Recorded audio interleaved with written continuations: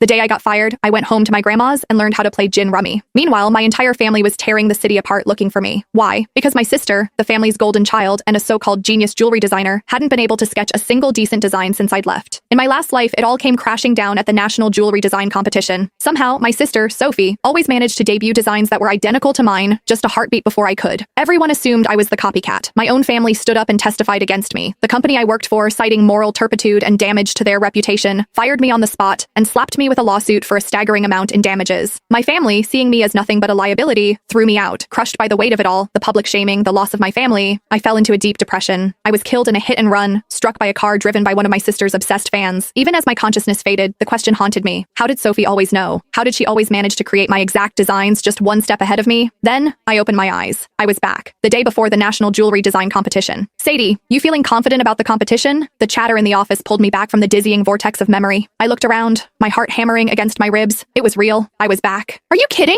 Sadie snagged the Designer of the Year award 3 times running, a colleague, Maria, said, giving me a playful nudge. She's got this in the bag. I managed a weak smile, unable to form words, because only I knew what was coming. In my last life, I submitted a design I had poured my soul into for days. On stage in front of everyone, I was branded a fraud. They displayed 2 sketches on the main screen. They were identical, down to the last delicate line of filigree on the setting. But the timestamp on the other submission was a full day before mine. And the artist? My dear sister, Sophie Walker. She stood in the audience, her eyes wide and red-rimmed, staring at me with a look of shattered betrayal. She brought a microphone to her lips, her voice trembling as it echoed through the auditorium. Sadie, how could you? If you were blocked, I would have helped you find inspiration, but to steal my work? Why? I was frozen. That was my design. It had lived on my encrypted laptop, unseen by any other human eye. Before I could even begin to explain, the crowd erupted. Get the plagiarist off the stage. The nerve of her, showing up with a stolen design. She doesn't deserve to be a designer. Fraud. I grabbed a microphone to defend myself, but my voice was drowned out by the jeers. A few scattered voices of support were quickly silenced when my own parents took the stage. They held up photos of Sophie, supposedly working through the night at her drafting table at home. They spoke of their profound regret, of how they were ashamed to have a daughter like me, and announced their intention to sever all ties. After that, it was over. No one believed me. Security escorted me out of the building. The moment I turned on my phone, it was a firestorm of hatred. Back at my apartment, I checked my laptop. No viruses, no spyware, no remote access logs. The computer and my physical sketchbooks had been with me at all times. There was no conceivable way the design could have leaked. But Sophie's was identical. Every idea, every spark of inspiration, every line I drew, it was all mine. I could not have copied her. It was impossible. Hey, Sadie. Maria's voice cut through my thoughts again. I heard your sister is competing this year too. Any friendly family rivalry? Who do you think will take home the top prize? Not long after I'd started at this firm, Sophie, by some mysterious coincidence, had gotten hired too. The mention of her name sent a jolt of pure terror through me. My fists clenched so tightly my nails dug into my palms, drawing blood. My sister, Sophie. When she was born, she didn't cry. While all the other newborns in the nursery were wailing, she was silent. My mother, convinced it was a bad omen, brought in a spiritualist, a so-called seer from the mountains.